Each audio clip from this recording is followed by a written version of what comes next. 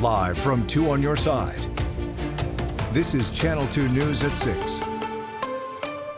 At the top of the hour, we begin tonight at 6 with your forecast. The rain is moving out, but the cold, a little bit of cold, is on its way for a little while. Good evening, everyone. I'm Scott Levin. And I'm Mary Alice Demler. We want to get right over to Storm Team 2's Paul Hare. But Paul, there is a bright light in the distance, shall we say? Yeah, we have to get through tomorrow. Tomorrow's not going to be the greatest day. A little bit gloomy. It's not a washout, so it's not going to be the worst, but it's definitely going to be a little bit cool. We had a cold front move through a little bit earlier this afternoon, so temperature is about 15 degrees below where we're supposed to be for this time of year tomorrow. But then, yeah, there's that pattern change for Friday. We're going to see some sun. Still a little bit cool for Friday, but then getting into the 70s for the weekend and the start of next week. Temperatures in the low 80s, which we haven't seen that in, well, pretty much seems like forever. There's that front that moved through, providing some severe weather now for areas east of here, but pretty quiet at this point, and this is what we're keeping our eye on.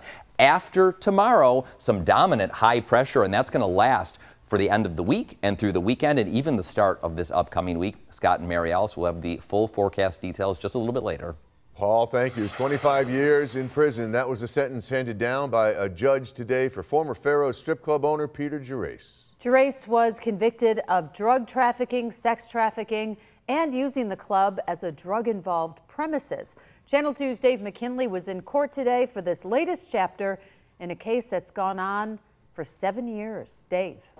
Mary Alice, the judge actually departed downward from federal sentencing guidelines, which suggested Gerace should spend up to 33 years in prison, saying he found the guidelines to be too high and that the sentence should be sufficient but not greater than necessary. Gerace's mother, Linda, seemed on the verge of collapse after the sentence was pronounced and declined comment as she was assisted by family members in leaving the courthouse. His father, Peter Gerace Sr., did speak to us briefly. The only thing I could say, I think the judge was fair, and we'll see what comes, with the appeal and that.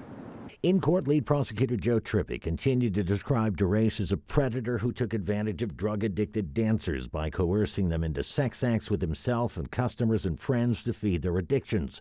In asking for leniency, Gerace's lawyer, Eric Sainline, noted that many of those who claimed to be victimized in such manner were themselves engaged in prostitution outside the club, while noting several of those witnesses were either being paid by the government in exchange for their testimony or given leniency for criminal charges they faced, and how several people who appeared on a list of defense witnesses found themselves charged with federal crimes, claiming this scared several others from testifying for the defense. Gerace also spoke, saying that for those who felt his actions caused them significant harm, he was deeply sorry, but later called us to maintain his innocence. I've said this from the beginning, Dave, I'm innocent. I don't belong in jail. The government's supposed to be looking for the truth and justice. That's what prosecutors are supposed to be doing. We're looking for the appeal. The judge told Gerace, "You took advantage of women who were vulnerable in their need for drugs, and while your attorney is correct in saying it was their choice to use them, it doesn't change the fact that you took advantage of them." Though the sentence handed down today is 25 years, with time already served and time off for good behavior while in prison, Gerace, barring any successful appeal or early release, could be out in about 20 years, and that's when he'll be about 79 years old. The judge also spared him the up to $2 million fine, which federal guidelines suggested he impose, saying that after spending millions on legal bills, he didn't think Gerace any longer had that kind of money to pay it anyway. On your side in the studio, Dave McKinley, Channel 2 News. Dave, thank you. Well, tonight, a person is in critical condition after being hit by a car early this morning in North Tonawanda.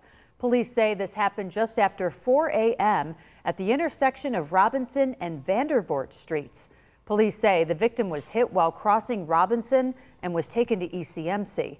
The driver stayed at the scene and is cooperating with the investigation. A North Carolina man is now facing several charges after police say that he led Border Patrol agents and Wyoming County deputies on a high-speed chase. Around 11:30 last night, deputies say 22-year-old Erickson Vasquez Moran allegedly rammed a Border Patrol vehicle before driving off into Wyoming County.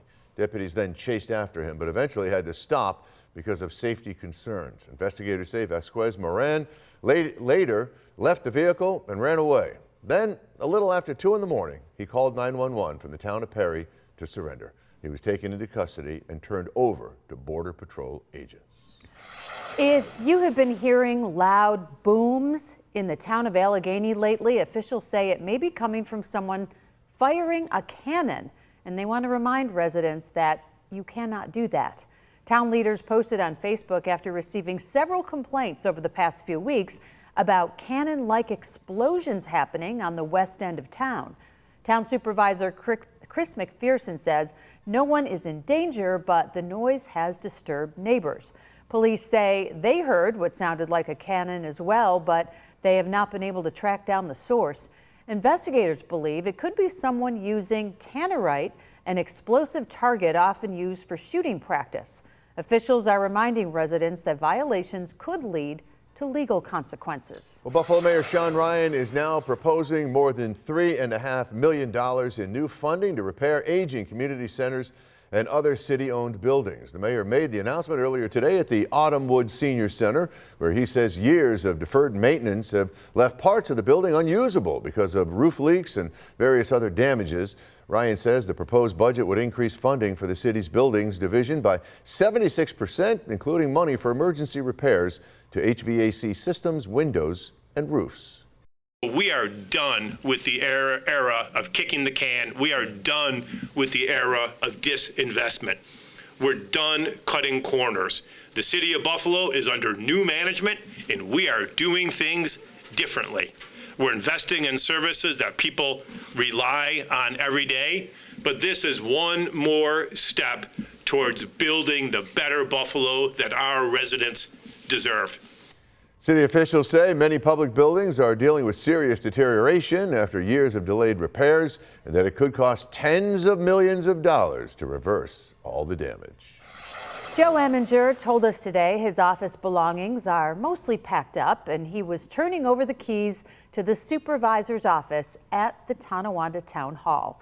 Channel 2's Ron Plants sat down one last time with Eminger as he heads off to retirement following over 2 decades of town government service. Nothing burned down on my watch. The now retired Tonawanda Town Supervisor Joe Eminger has time for some humor after just over 20 years of dealing with serious town business. As both town council member and then the supervisor position, he recalls just starting as supervisor 10 years ago, learning that the former NRG Huntley power plant was finally closing down as the big taxpayer and town revenue source. Went from $2 million, receiving $2 million, to receiving $200,000. Eminger and other leaders scrambled to make things work with that loss, and now the Huntley site, after a lengthy town eminent domain process, can be remediated and redeveloped. And the old Tonawanda Coke property perhaps becoming a data center as part of his River Road corridor vision.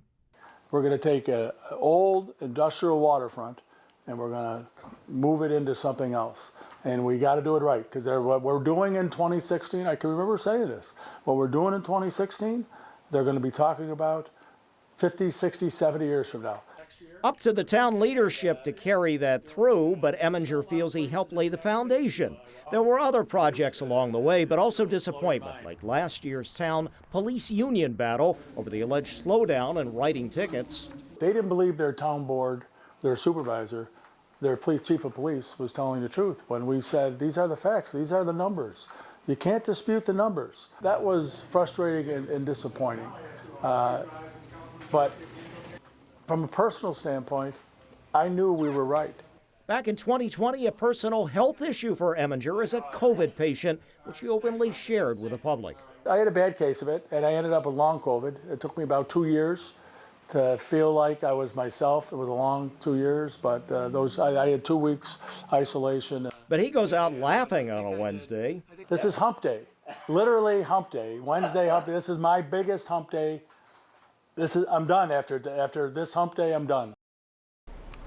We all congratulate Joe Eminger with best wishes. A full circle moment, by the way. He recalls filing tax grievances 44 years ago on this date at Tonawanda Town Hall as a then real estate appraiser. There you go. Former Erie County DA John Flynn expected to be appointed supervisor Monday. On your side, Ron Plants, Channel 2 News. Thank you, Ron. Tomorrow, Buffalo will pause to remember the lives that we lost in the May 14th racially motivated mass shooting at Tops on Jefferson Avenue. 4 years after the attack that shook the city's east side and beyond, the community will come together for a day of service, reflection, and healing. Volunteers will spend the day supporting the community through cleanup projects, food pantry assistance, and other acts of service. Then a memorial ceremony will be held at 2 p.m. outside Tops. The day wraps up with a free community gathering on East Utica Street from 3 to 7 p.m. featuring music, food, family activities, and opportunities for healing and connection. And as Buffalo prepares to mark the 4 years since the mass shooting, plans are continuing for the 514 Living Memorial and Healing Center on the east side. The site at Jefferson and Best remains an open lot right now, but last night Buffalo Construction Consultants was unanimously approved to oversee development of the project. The space plans to honor the 10 people that were killed that day while also providing support for the community. Everything that we're doing is focused on healing. So the 514 Living Memorial and Healing Center, we hope will be just that. Some place where folks could come to remember, but then also to celebrate community, celebrate the resilience of what it took to get through something like this. The memorial is expected to include a reflective garden, memorial space, and a healing center. And that's just part of my conversation with Chad Houston this week. He's the executive director of the 514 Memorial Foundation. You'll hear more about the memorial during our special coverage starting at 2 p.m. on WGRZ+, our app. We'll also bring you a remembrance ceremony hosted by Tops. You can stream that, then stay with us for continuing coverage starting first at 4. The Buffalo Sabres will bring the playoff action back to downtown Buffalo when they return to KeyBank Center tomorrow night. The team, of course, pulled off a big win last night in Montreal. Sure did. Now, with fans and the team set to return to home ice, preparations are underway for what's expected to be an electric atmosphere tomorrow in downtown Buffalo. 2 News' Alyssa Clausell joins us live from downtown Buffalo with a behind-the-scenes look tonight. Alyssa. Hey there, Scott Marialis. Well, all is quiet here in Alumni Plaza right now, but we all know that will change in less than 24 hours from now. Ahead of the big game, we got a behind-the-scenes look at one of the biggest fan experience factors. This is the calm before the storm. The calm, yeah. This is the absolute calm before the storm. Inside KeyBank Center in downtown Buffalo, there are less than 24 hours until Sabres fans are back in these seats. They're not settling down for anything, and it just brings a whole energy that takes it, I don't know, an energy I've never felt before in my career. With the blue and gold one game closer to a Stanley Cup, the team behind the operation vital to game day experience is getting ready for Game 5. This is where the technical director sits. I'll direct, and I'll sit next to the technical director.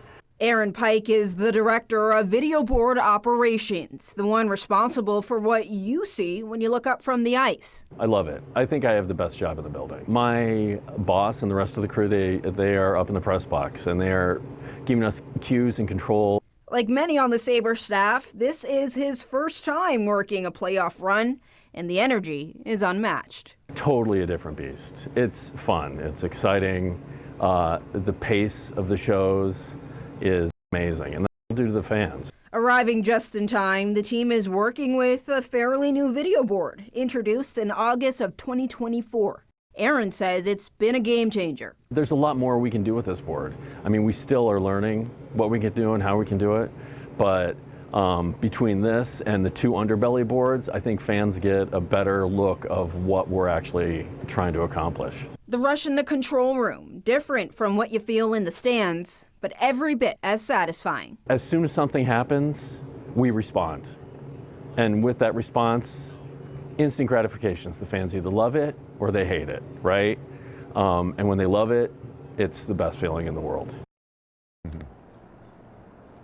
All right, so we do have to make it to tomorrow's game, but if you can't make it to the arena for that one, you might want to look forward to Saturday. That's when the Sabres are back in Montreal, but they are hosting a watch party right here in KeyBank inside of that arena. Tickets are on sale right now. They're $5, and all benefits go to the Buffalo Sabres Foundation. Live and on your side at KeyBank Center, Alyssa Clausell, Channel 2 News.